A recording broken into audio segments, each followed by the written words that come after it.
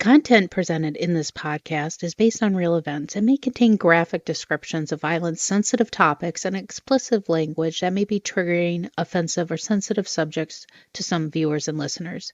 Discretion is advised. The purpose of this podcast is to explore and discuss true crime cases for entertainment and educational purposes only. This podcast does not intend to glorify or sensationalize crime, but rather aims to analyze and understand the complexities of human behavior in the criminal justice system. We encourage listeners to approach this content with empathy, critical thinking, respect for the victims and their families. Tonight, we're going to delve into the dark, the bizarre, and the historical tales that gripped our imaginations. Tonight, we're going to have a chilling story that merges true crime with a deeply personal journey. We're diving into Bloodstains, written by Jeff Mudgett, a direct descendant of one of America's most notorious figures, H.H. Holmes. Holmes, as you may know, was a 19th century serial killer believed to have murdered dozens, possibly even hundreds of victims in his infamous murder castle in Chicago during the World's Fair. But this book isn't just a biography of distant relative. It's a haunting memoir of Jeff's journey as he uncovers his connection to a man who is widely considered one of history's first serial killers. It's a tale of self-discovery wrapped in honor, mystery, and unanswered questions. We'll explore the book's key revelations, its eerie blend of fact and speculation, and what it might be to face the disturbing possibility that you share this blood with this monster. It's time to start the show. Let's hit it.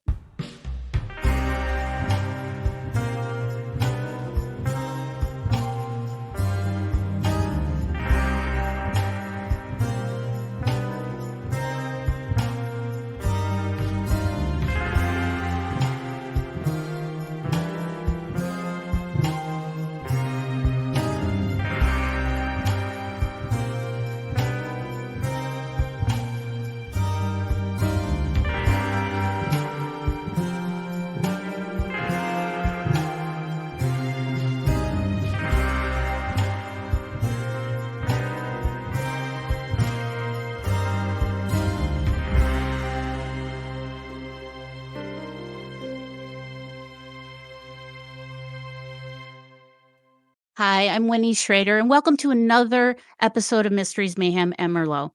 I kind of wanted to, I was scrolling through Facebook, and my good friend Jeff Mudgett had a little announcement that there's some new information regarding H.H. Holmes, but we're going to go kind of backwards a little bit and talk about Bloodstains and what the journey was for Jeff Mudgett and how we found out he was related to H.H. Holmes, and the evidence that may lead him to be Jack the Ripper.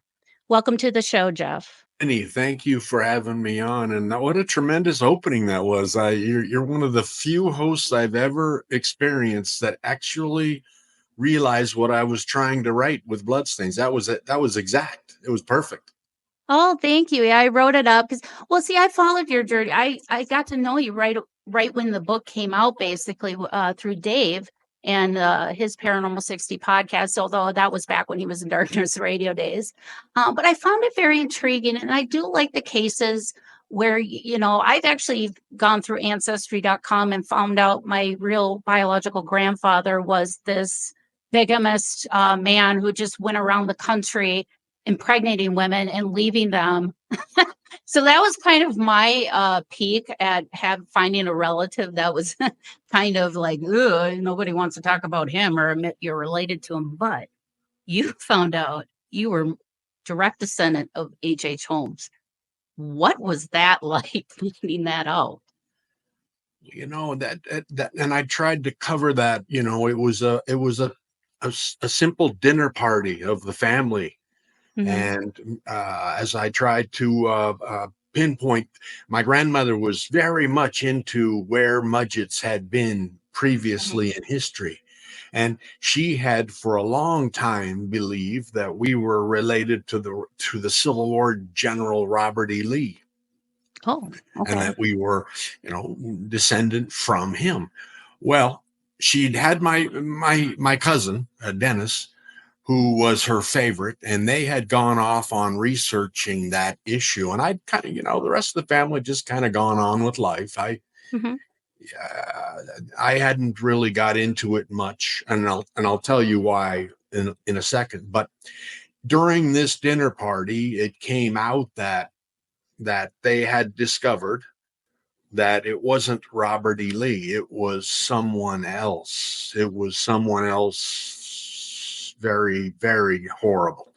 And I'll never forget when he's seeing, the rest of the family kept eating their chicken and dumplings. But I'll never forget my grandfather at the head of the table, who was a very quiet, stoic man. I maybe had 2 or 3 sentences with him my whole life. And I was his first grandson. He just, that's the way he was. And I was watching him very closely as my grandmother started detailing this H. Holmes fella, this devil in Chicago, this master of the murder castle. You and I can go on with descriptions of this terrible man for an hour, just descriptions that have come up about him. And I was, I was amazed. I was interested in the story. I was, interested in hearing.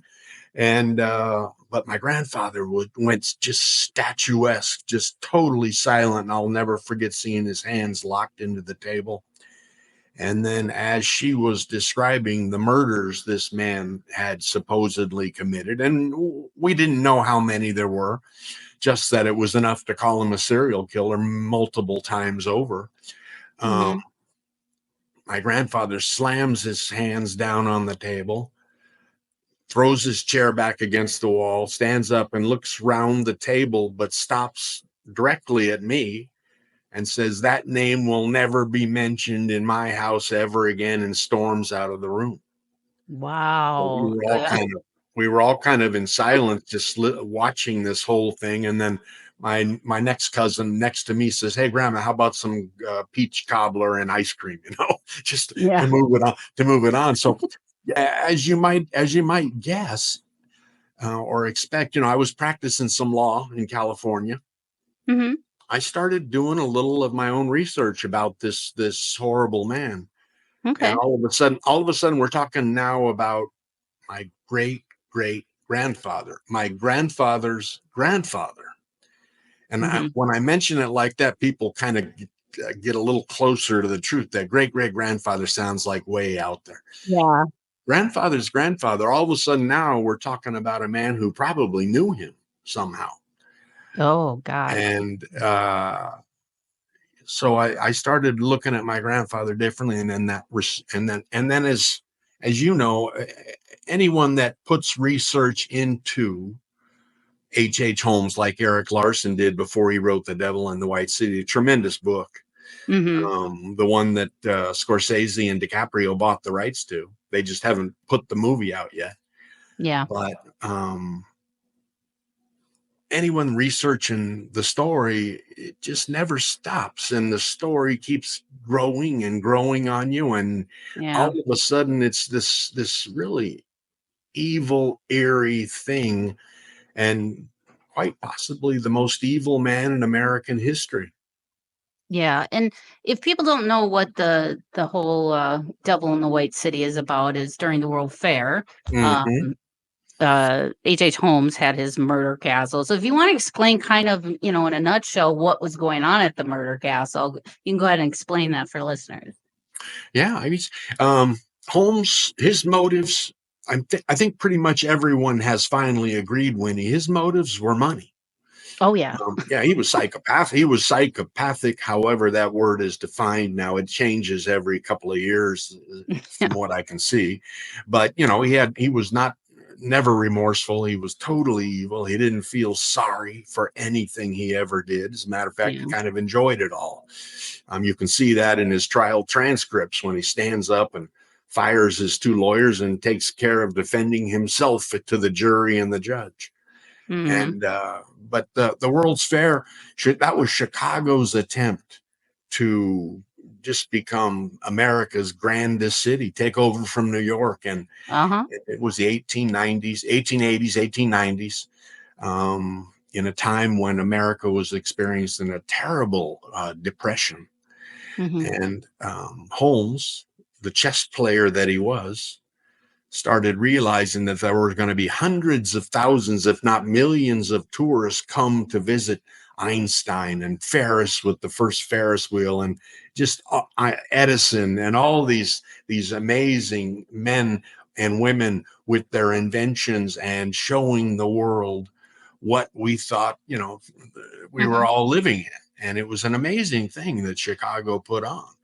And Holmes started realizing that those tourists traveling into Chicago on the stagecoaches and railways and shipping lines in the Great Lakes to the city, they'd need a place to stay the night, Winnie, while they were visiting the fair.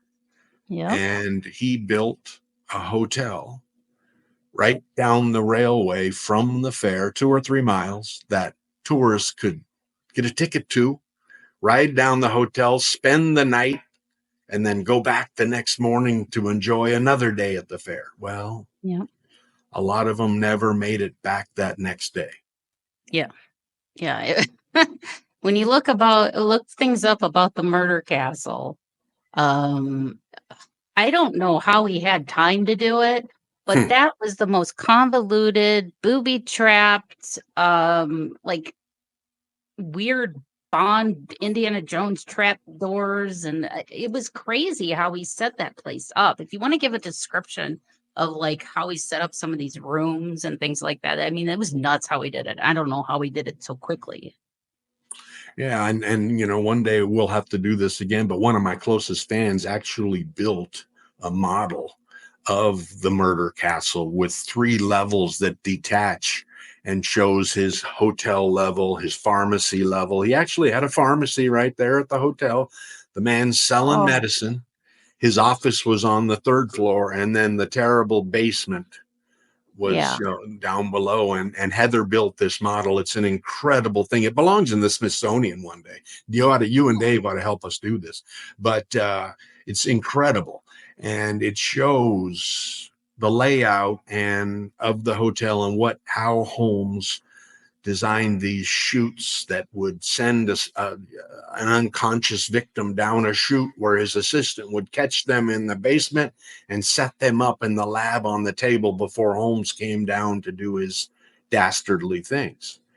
And there's never been anything else like it in American history. And it's, there's probably, 20 books written about Holmes already, maybe 30, all by different authors, some very good, some naysayers and doubters that want to get into how many he murdered. And when you and your listeners, when you get into what we're dealing with here, we have a Chicago police who was overworked during the fair. They were designed for handling a city.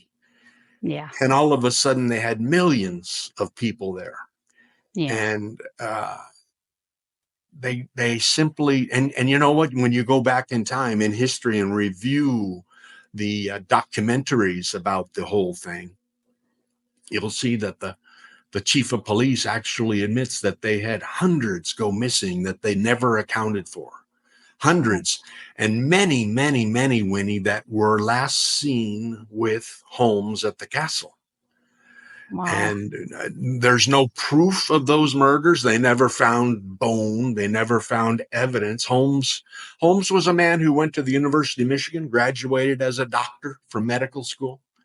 He was, and I'll say this without any fear of correction whatsoever, he was probably, with my practice law in California, I got to see things like this a lot, forensic science. He was probably the most incredible evil genius at the elimination of evidence, incriminating evidence that might in any way tie him to a murder. Very few.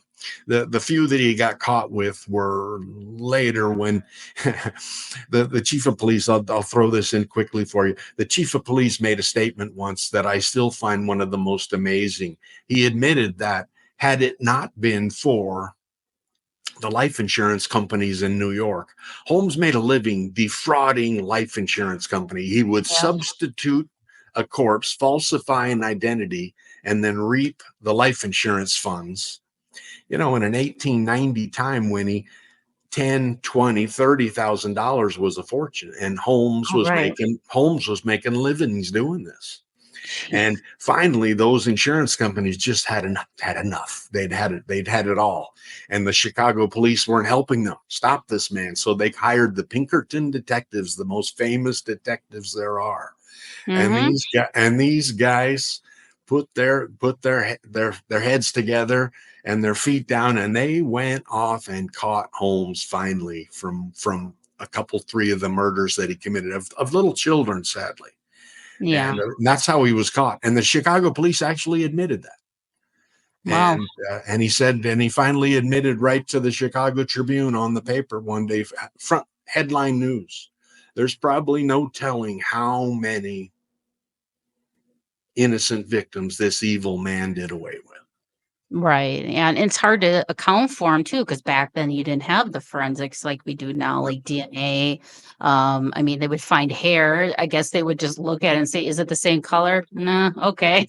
You know what I mean? Like it wasn't, they didn't have the tools that we have today.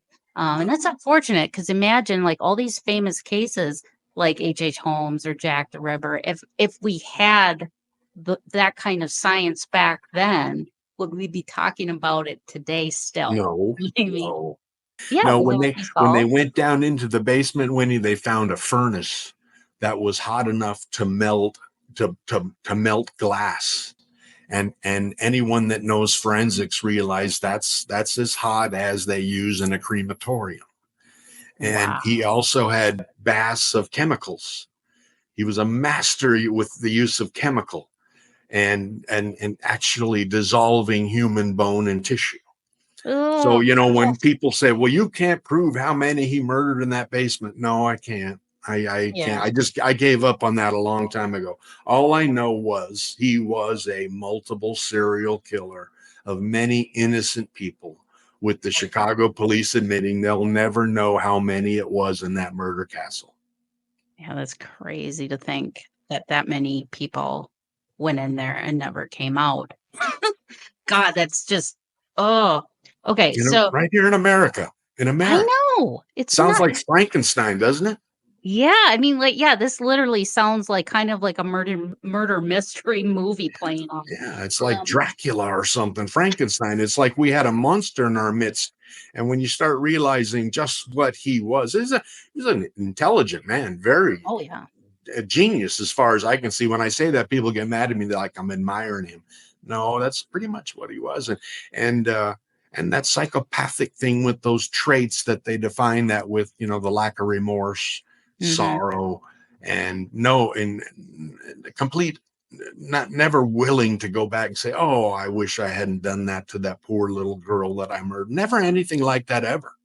Yeah. And he was so when I started, can I move on a little bit now, Oh, Winnie? sure. Go ahead. So when I started researching, starting learning, reading all the books, the Schechter and the Frankie, the great writers that wrote about Holmes, Okay. and all the periodicals, every newspaper in America covered the story once it was out. Hmm. Every front page, every one, or the Harpers, or any of those tremendous magazines, they all Yeah. wrote pieces about him, and their comments, while sometimes exaggerated, were often quite good, quite good. And well, I started while the rest of my family wanted to move on with their life, Winnie. I wanted to find out a little more about this man. And you know what? Dave and I worked on this very same, we talked about it 10 years ago when he and I did a show on his piece. And I started realizing, I was never a psychopathic person, but I realized that I was different. Hmm. And I realized that many of the things that a normal man is expected to feel or regret, those things, Winnie, I sometimes didn't. And it was very, very different. I controlled it. I never, the instincts and impulses I had with the strange wants and desires, I always put them under control. I always made sure they were never they were never enacted in any way. Yeah. But I knew I was somehow different. So then that what I wanted to write in Bloodstains was how, when I discovered who I was, when I discovered why I was in fact different, I'd had these inheritable traits from this man. And now when you go into science, when you go into medicine, when you go into psychology today, they're all writing articles now about starting now to believe that those inheritance, those genes, those DNA have characteristics that can be passed on from a psychopathic man to his descendants. And my father and I talked about it, and we both understood that we had been different and we'd had to control it. And now we knew where it came from. So I wrote that book trying to give my readers the experience that I'd got. It wasn't a documentary about Holmes. It wasn't about how he killed a particular person in the murder castle. It was about me discovering why I was different, where they'd come from, and how maybe me going on shows like yours, Winnie, maybe I can help science, I can help medicine, I can help psychology with, the DNA and this terrible, terrible man that I'm descendant from. Yeah. Maybe giving them a hand with what they're obviously all struggling with. If that, see what they get into, and this gets back into my practice of law. What they get into, Winnie, is, and defense counsels just are eating this up. If you get into that someone inherited an evil trait that may have contributed to a murder, they immediately start thinking whether we have proven that they're responsible for it, or was there something else involved. So I'd love to one day maybe help those sciences, see if we can go further into the discovery of a science that maybe is one of the least understood ones yet now. Yeah, and if anybody's a Dexter fan, the second season Dexter, it was called First Blood.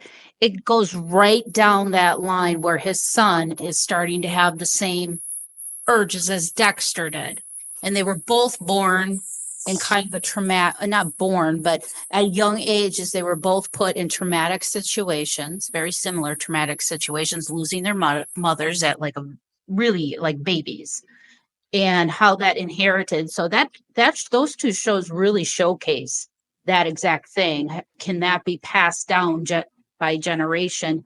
Those type of traits, whether you're a con man or a serial killer, urges to hurt things. I mean, I guess it has to somehow be linked, because I've had family members that my biological grandfather was a con artist. He was a bigamist. And he left my father when my father was 18 months old. So my dad didn't really have a relationship with him or got to know his traits and his scheming things. But my dad started showing those signs of the same thing, and he wasn't even around it. So I give credence to the science, because I really think there's something to it.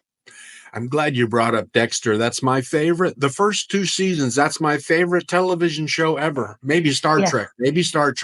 Oh. But Dexter, I love the first Star Treks, but I love Dexter. And obviously you can see why. I mean, all of a sudden now and I love the way, while he had those traits come over him, he used them in a good way, quote unquote, good way, instead of an evil con man just out murdering innocents. And my favorite television show. Thanks for bringing that up. Yeah, I love that show. We loved it so much. We named our brother and sister cats Dexter and Morgan. Yeah, we're huge fans of Dexter in the household. Okay, so you have that culture, that shock, not culture shock, but because I can't imagine like finding out, being related to somebody like H.H. Holmes, And what kind of like guilt and shame kind of comes along with that? Like, God, I kind of A feel bad lot. for the people he hurt. And it's like you almost feel like you have to take on that responsibility being a relative or a descendant of that person. It's like you're kind of tarnished through eternity. But okay, so you find out and he gets caught and he goes to jail and he goes to prison. Was he executed or what was kind of his, once he was caught, what was kind of his psyche at that moment? Like, did he confess to everything or was he still adamant that he was innocent? Well, it was, and people, we often, the other authors now, we often, when we go on debates about this stuff, we often argue this, but he was a pathological liar. Maybe the most incredible ex- level I've ever heard of. Mm-hmm. Anything he was saying was probably a lie. And he even lied to himself while he was talking, confessing. So anything he said he was confessing, you could pretty much take it as a lie. I mean, I think he wrote a while he was in prison. If any of your readers want to read just a fascinating piece, the trial transcript is obtainable where Holmes defends himself. This incredible man fires his lawyer and defends himself with witnesses, two of them that were his supposed wives that he'd never really married because he never divorced his first real wife. Okay. So that he's cross-examining these poor women up there about the things they helped him do while they thought they were married to the monster. I mean, Oh my God. that's what you get into with Holmes. Oh, And when he starts talking about how many he murdered and things like that, they're lies. And yeah. some of the great researchers went back and actually found 3 or 4 of them that were still living while he was saying it. So Okay. you've got to be very careful. But you go through the trial. He was found guilty by the jury of 1 murder. The murder was a fascinating piece of criminal justice Hmm. for me because the district attorney took on the prosecution. The judge just found Holmes to be an evil monster. Some of his comments are unbelievable, and the jury found him guilty of a Philadelphia jurisdiction, not the Boston police who arrested him, not the New York police, not the Chicago police, not the Texas police. Holmes was found guilty of stealing horses in Texas, but he knew immediately what that would get him in Texas. Hmm. You steal a horse in Texas in 1890, and they're going to hang you in 2 days. I mean, Right? that was the crime. That was the crime. So Yeah. he wanted his trial to be in Philadelphia Okay. and found guilty. And then he was sentenced to die by execution, hanging. And he was incarcerated at Moyamensing Prison outside of Hmm. Philadelphia. And while he was there, he had the Hearst Corporation offer him $7,500 in cash if he wrote an autobiography, which your listeners can read if they'd like to too. Here's the most evil man in American history with his own book. You'll be just mesmerized by it, I promise, if you give it a shot. It's Oh, quite a wow. I read. didn't know It's quite a that. read. But just remember, he's a pathological liar. Everything in there's a lie. Yeah. It's But just a story of fiction. it was his way of obtaining the cash he needed, Winnie, to Hmm. pull off what I consider the greatest, most unbelievable escape in American criminal justice history. I think he escaped being hung. He walked off a free man. And my family still tells stories, Winnie, about the mysterious man living out in California, which is where his first wife, Clara, went to live after the supposed hanging. It's Oh, quite a story. And one day we're going to get one of those big Hollywood players to sit down and realize there's never been another like it, and what a movie they could make. yeah. Well, that kind of leads up to the series that you did on History Channel, Mm-hmm. um, American Ripper. And you guys exhumed the body, think, wanted to make sure where supposedly H.H. Holmes was buried wasn't his body. And it was a fascinating series. I recommend you guys taking a check. I'll put a link for it. It's on the History Channel. You can stream it on, I believe, Discover, or what is it now? I can't. All these people have been buying each other up. But yeah, we had 8 episodes. Yes, 8 episodes. You can watch it on like Discovery, or I believe it's Max now that has all encompassing. Is it Max? Yeah, I believe so. I'm not positive, but just look for the History Channel logo, and you can catch American Ripper on that. The reason we initially got the series American Ripper, and my co-host was Amaryllis, who's now a Kennedy. She married RFK Jr.'s son. Really? And they have 2 babies now. Wow, but, I did not know that. That's awesome. RFK Jr., his son, that's her husband now. And she was an ex-CIA operative and the greatest co-host anyone's ever worked with. I just love working with her. But the reason, Winnie, and I know, Dave and I have talked about this earlier, and I'll let maybe some of your listeners don't realize, but the reason we were given American Ripper was there was legend and lore about the potential that Holmes, just besides being this American monster, was also Jack the Ripper. And History, to their credit, did a great job producing American Ripper. We went through all the evidence we could, went to London, did all those trips and everything. They spent a fortune on the show. Some of the recreations I think are the best on TV I've ever seen of a man playing Holmes and the Ripper. Yeah. And your listeners will love it if they give it a shot. But it all came about because while I was doing all this research and going on the shows and doing newspaper interviews, things like that, I was contacted by a gentleman in Philadelphia, Mark Potts, who contacted me about Holmes's handwriting and the handwriting matching the Dear Boss letter, the infamous Jack the Ripper letter, where he kills Mary Kelly, and he describes what's going to happen in 3 days. And he, remember the yours truly Jack the Ripper signed.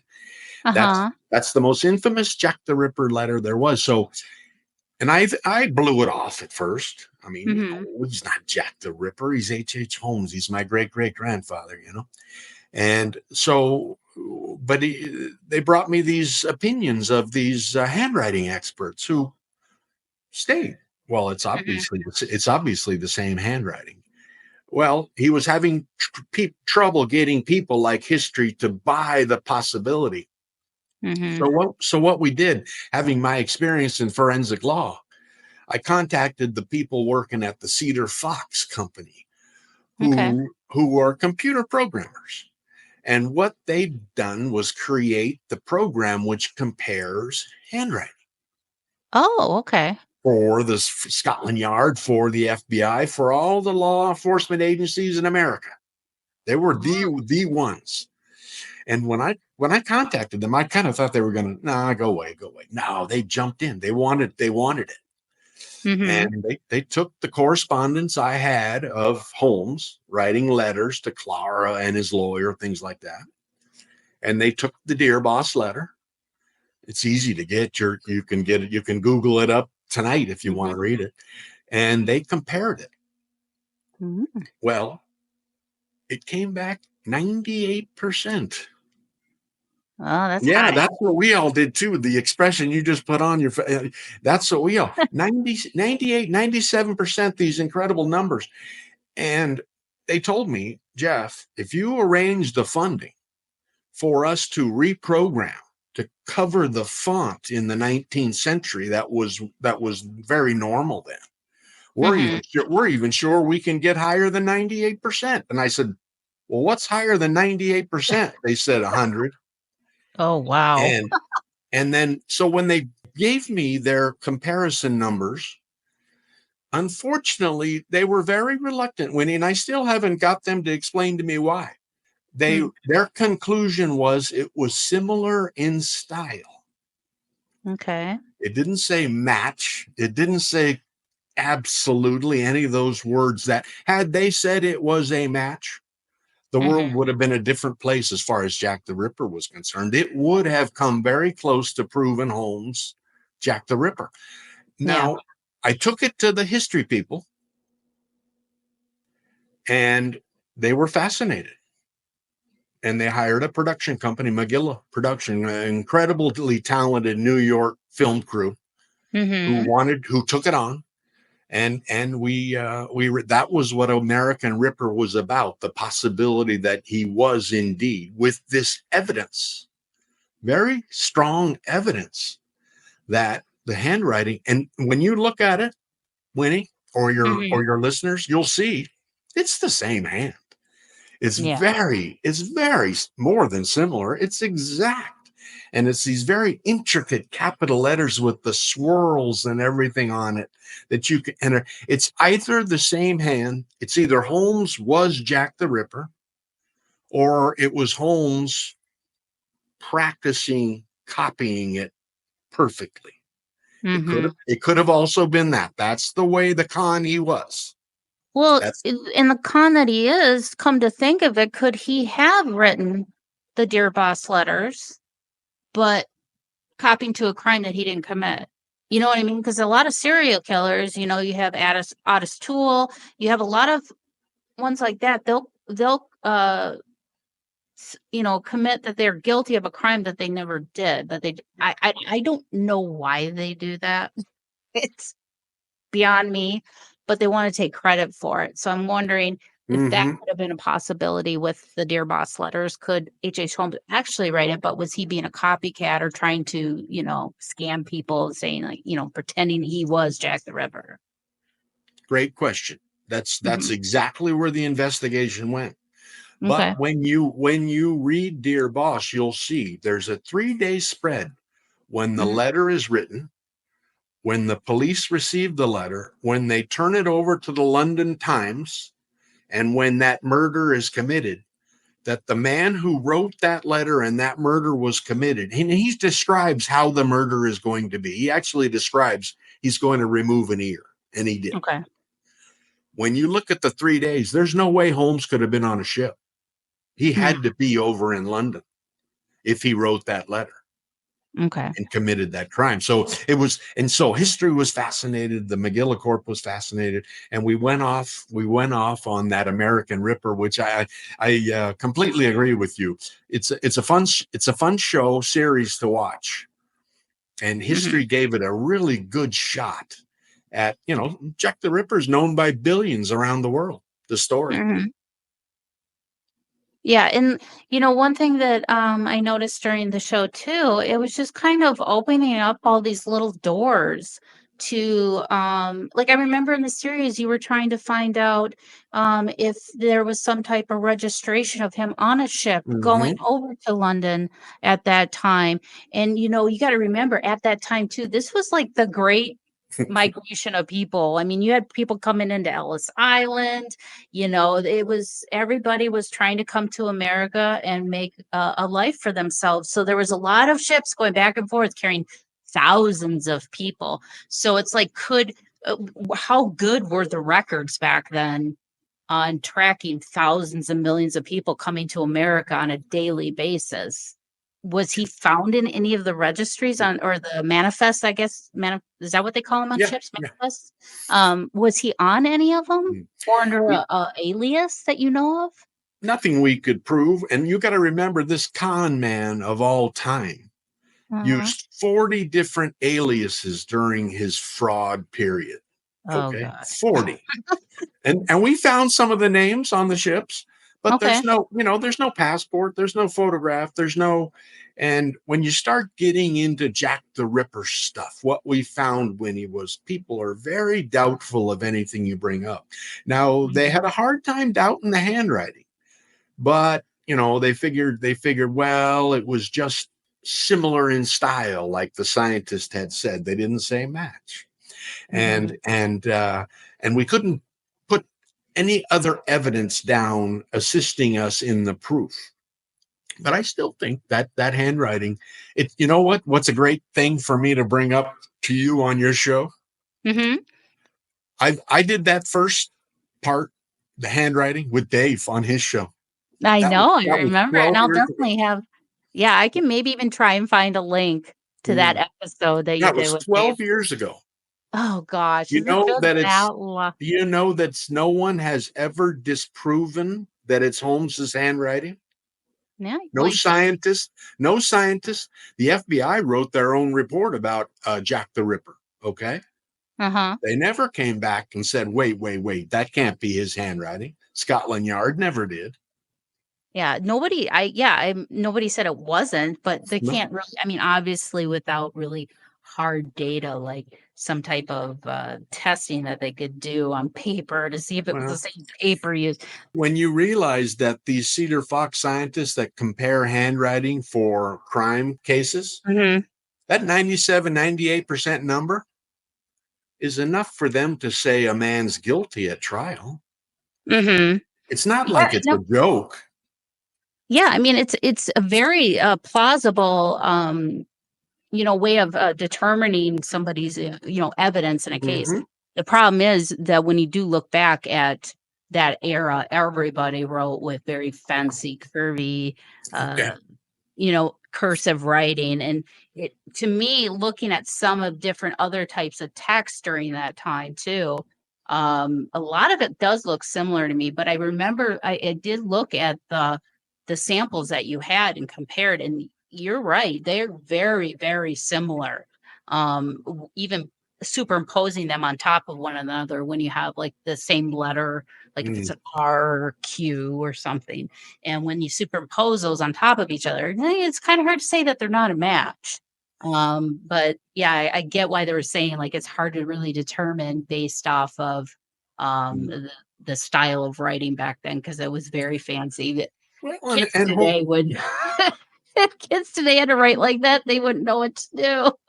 and Holmes talks about being in London in his Mhm. autobiography. He talks about, I mean, we never proved it. He talks about particular locations. We never proved it. But like you said, how do you prove anything from back in 1888? I don't know. Okay. When there were no photographs of him in London, he could have been lying once again. Yeah, I exactly. have another piece of evidence which I'd love one day to let the FBI take a look at, if they wanted to. But my grandfather gave my father, who gave me a knife from London. It's a switchblade it's made in Edinburgh. It's about 1880s, Okay. and how my grandfather got it, gave it to my father. Why my father gave it to me, I have no proof whatsoever that it was belonged to Holmes. But I'd love one day to let the FBI take it to their labs and put a nice close second look on it. Yeah, it would be interesting to see if there's any type of blood or anything, Any DNA on the wood handle, DNA, yeah, something that can say, "Oh, well, here's another connection that we can go down this rabbit hole with." Okay, or so how about we're the good. the shape of the blade and the cuts on the ladies' necks? Maybe they Yeah, can get into that. I don't know. exactly. Well, we got to take a quick break. But when we come back, you have some new evidence. Is the new evidence that you have, is it more kind of tailing on the end of how American Ripper ended? Or is this something completely fresh, new that has not seen the light of day?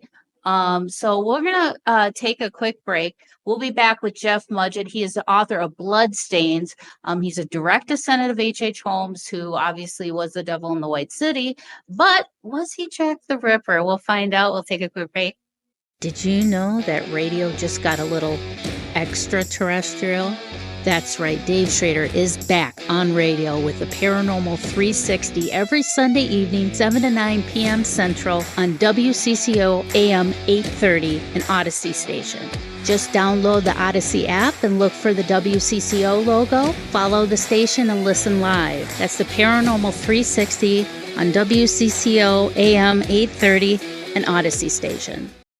Oh, my little darklings, Theater of the Mind, Tales from the Darkness is out, and it's available right now. And I would love for you to pick up a copy of my brand new book. You can get it on Amazon wherever you live in this great, big, wonderful world of ours. Or if you'd like to get an autographed copy and you live here in the United States, go to paranormal60.com.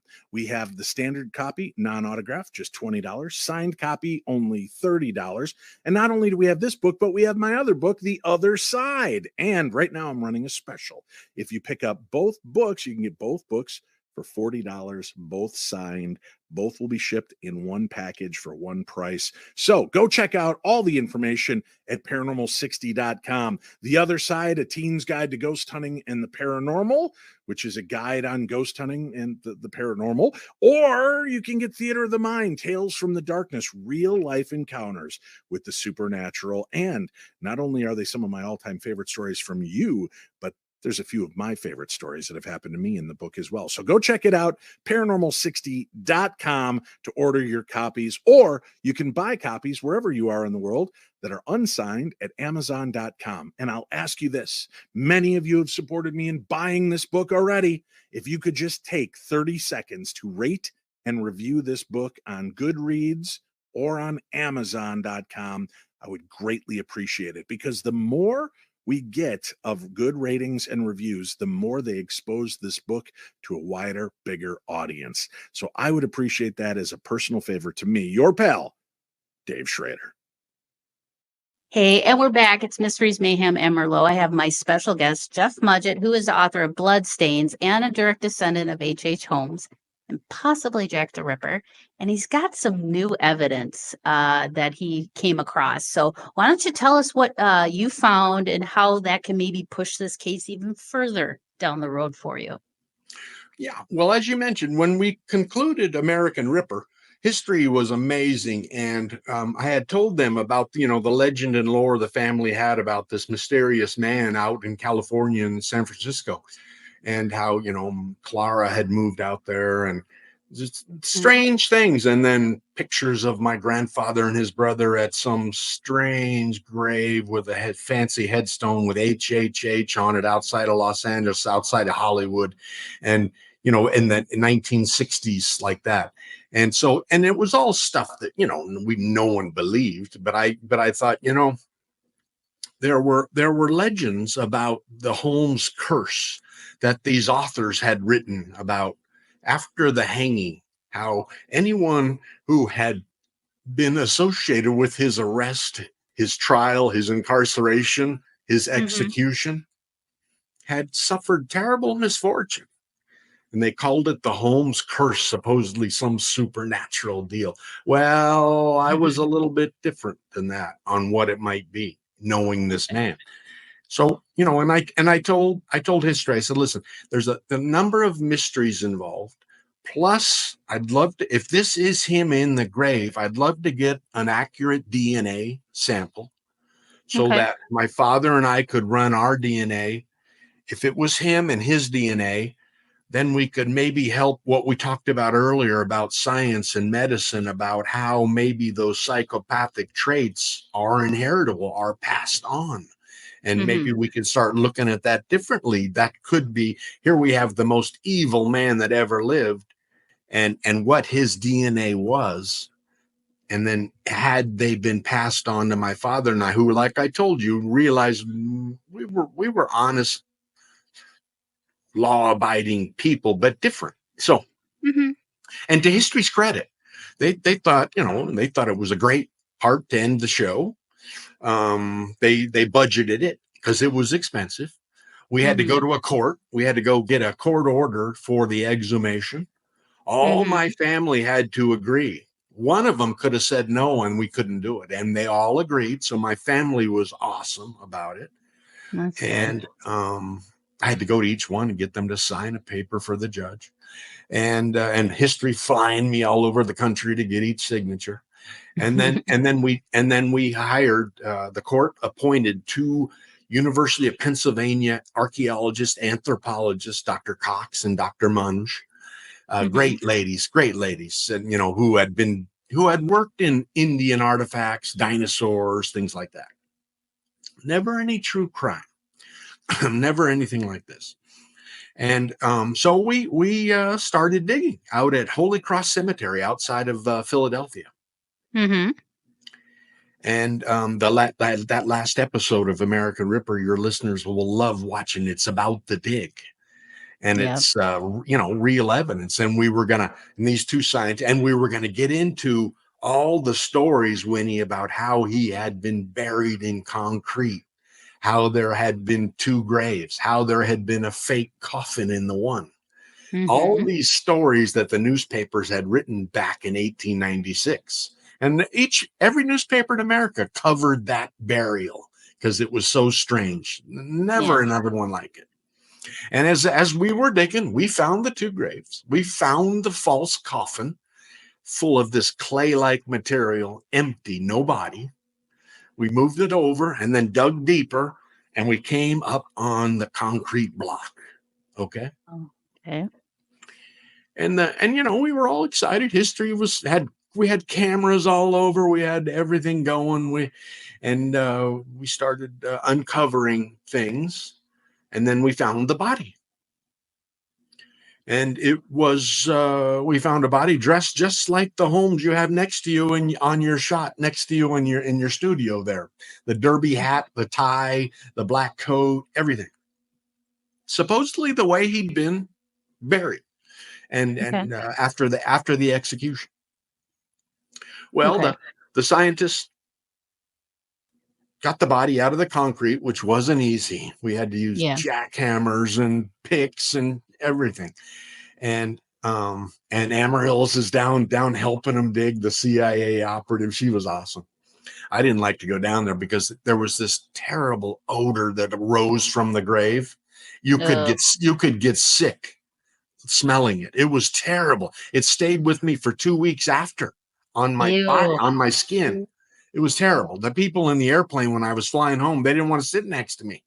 So it was terrible. And so, and Amaryllis is down digging away. Tough chick. So they get the body out, and there's mustache, there's teeth, there's boots, the hat, like I said, everything. And they take it back to the University of Pennsylvania labs, their archaeology labs, their anthropology labs. And they start gathering evidence to identify the body as the court ordered. The court ordered he wanted it identified with DNA. Okay. He said you could use other things if the DNA fails, but he says I want DNA, and I still have the court order. Okay. And he said you compare it with Mr. Mudgett and his father's DNA. So my father and I gave DNA, and they ran these tests, and then they got some samples from the body there. And I was there in the room when, to their credit, the two scientists needed help with the forensic science of this DNA. So we contacted these scientists at King's College in London, who are the leading DNA forensic scientists in the world. That's who all the big crime labs use. Okay. And I'll never forget, we're on the cell phone, and the body's there, and the scientists are there, and King's College is explaining exactly what they want as far as a DNA sample. They didn't want any mustache. They didn't want any teeth. They wanted them to roll the skeleton over, and the back of the skull with a diamond drill bit. There's a porous pocket behind the ear. And they said, that's exactly what we want right there. He said, you get us that, we'll have it back to you in 3 to 5 days, the comparison done. Okay. Pretty quick. Well, 3 to 5 days later, they got nothing. Like no results at all? No. 3 months later, they got nothing. After multiple samples, multiple tests, they were getting nothing. And it was causing trouble on the television show, on the production, because the show had to end. Yeah. And if history came out, Winnie, and we all came out and said, wait, world, this wasn't Holmes, we couldn't have shut the show down. They couldn't. I didn't have anything to do with it. They couldn't. And they wanted out of it by that time, because That exhumation and those testing, when he went so far over budget, they were upset. They were really mad. They wanted away from this whole thing. Okay. And so they started looking at the teeth, because when Holmes was in prison awaiting his execution, he had this Chicago doctor show up who did a physical examination on the inmate. Okay. And in his physical report, Dr. Talbot, you can Google that up too, there's a picture of dental impressions that were included in the report. Didn't say who took them, didn't say who they were of, didn't say where or when they were taken, just they were in the report. Okay. Yeah. And I'll be the first to admit this, Winnie. Those impressions are an exact match to the teeth we dug up. Exact. Okay. Really? Yeah. And everyone there was sold except me. Everyone there was sold. History was sold. The UPenn scientists were sold. The McGilla Corp was sold. But these people didn't know who we were dealing with. We were dealing with maybe the greatest con ever.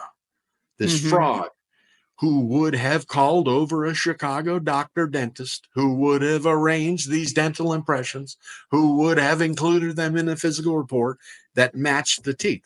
Well, when the show concluded, the history and the UPenn scientists stated that I'd proven the identity of the body with dental records, they called them. They weren't dental records. They were a photograph of dental impression. That's all we had.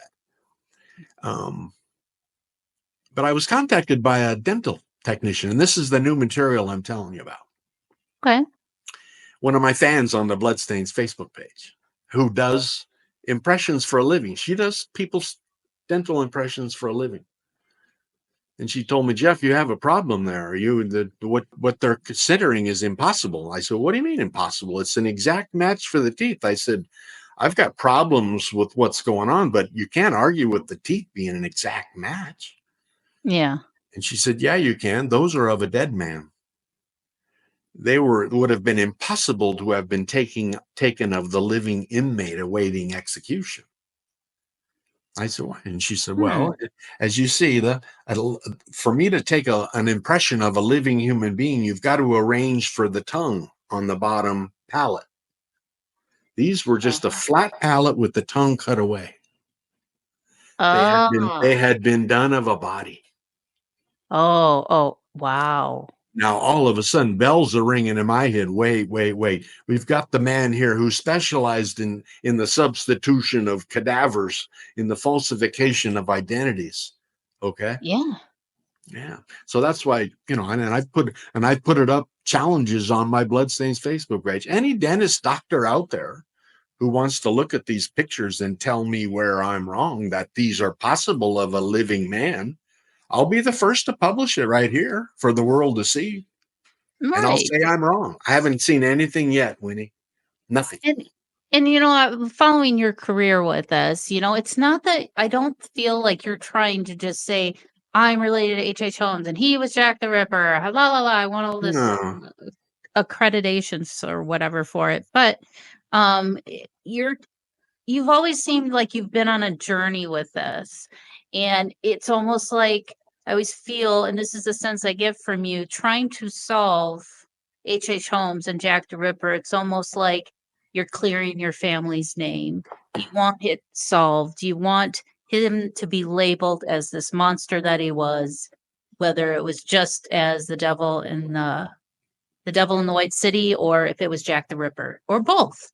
But I always felt like your purpose for this was a journey, not just to get your name out there, but to find the truth.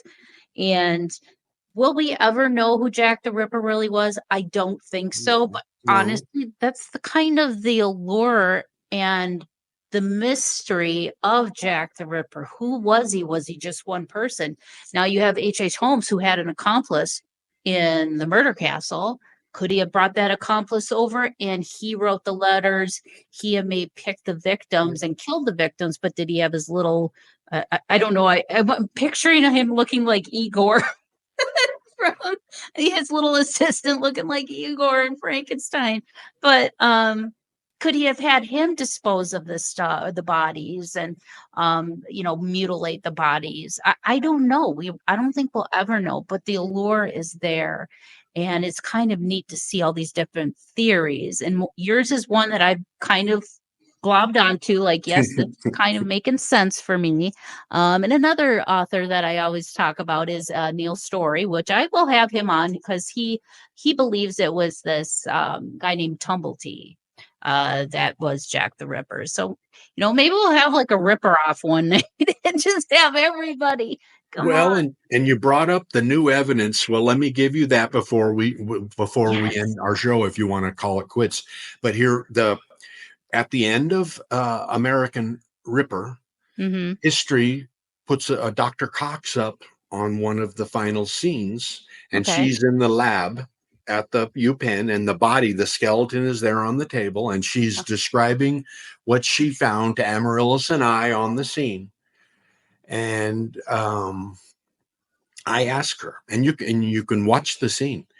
I asked her, and it shows you that history didn't know what we were dealing with here. And I asked her, wait a minute, this man was supposedly, his official death certificate says death by hanging.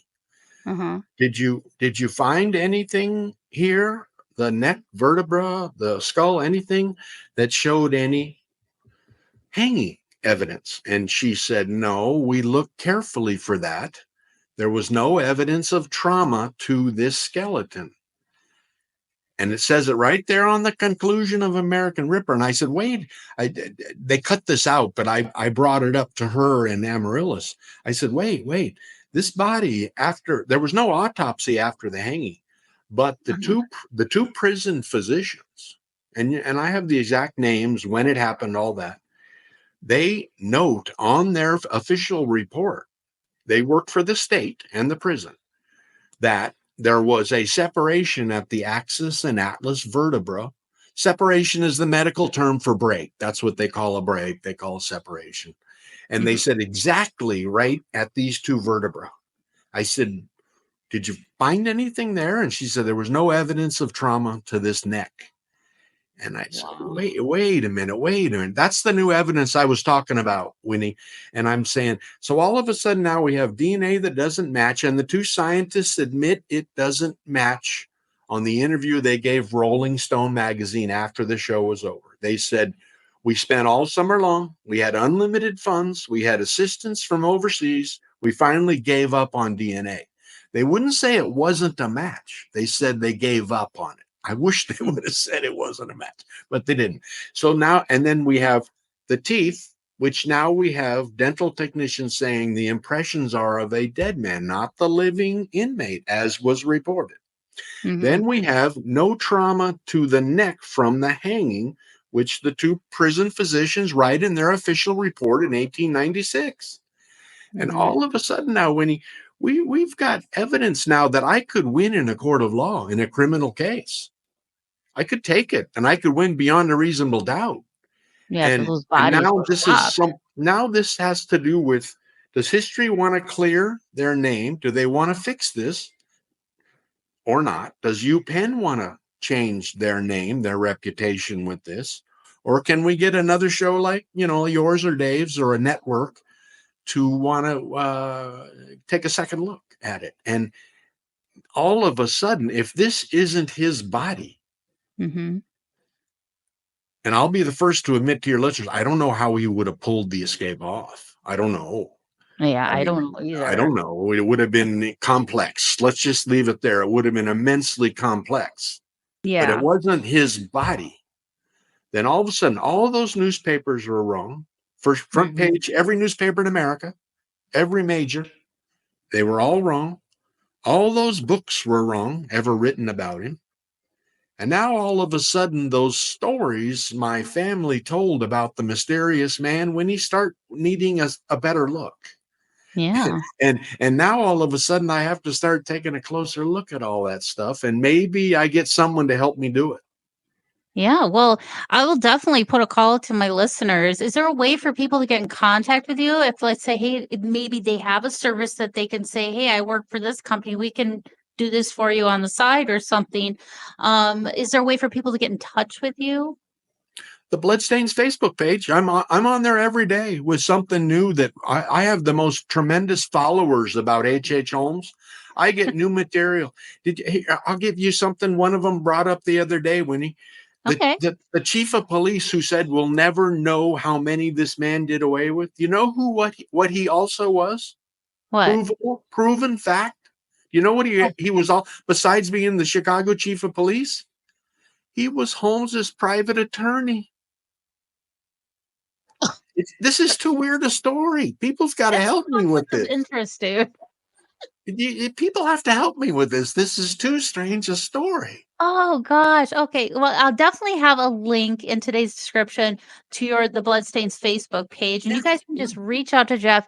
If you know of any information or have some services or something that you think that might help further along this for Jeff, feel free to reach out to him there.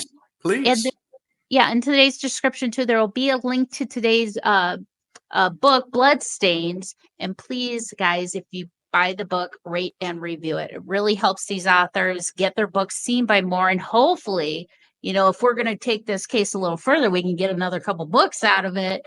But yeah, we'll definitely have to have you back, especially if there's any type of updates.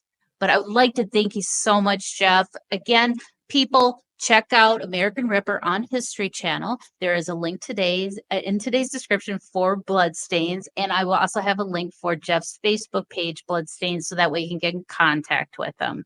Thank you so much, Jeff, for all that you've been doing with us. I've been fascinated. I've been following you for 12 years, and I would love to follow you for another 12 years on this journey. Thank you so much, and I hope to see you all next week. Thank you for joining me for another episode of Mysteries, Mayhem, and Merlot. And until our next case, my armchair detectives, stay safe, stay vigilant, and stay aware. I'll see you right here next week on Mysteries, Mayhem, and Merlot.